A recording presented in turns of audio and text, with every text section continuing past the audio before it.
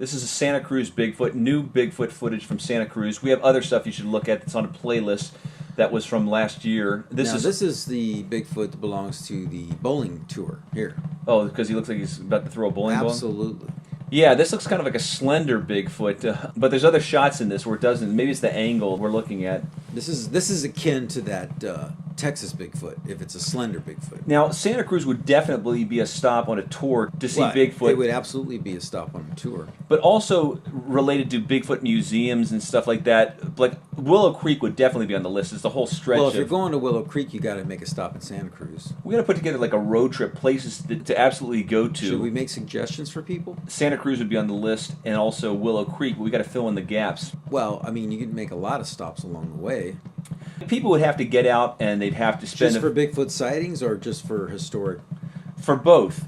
Well, right now I'm just saying for historic type of things. So maybe a list of good cheeseburger joints on the way. No.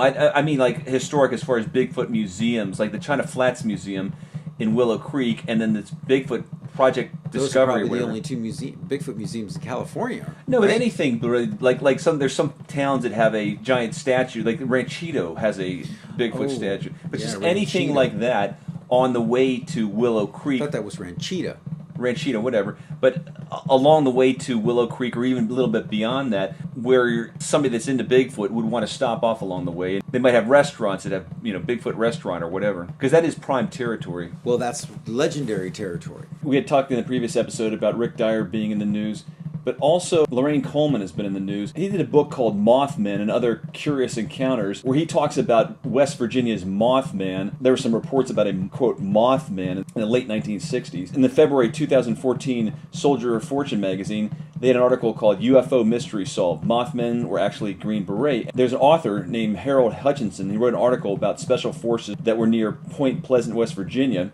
and they were testing a certain type of parachute for possible use in Vietnam. And here's a direct quote from Hutchinson from that article.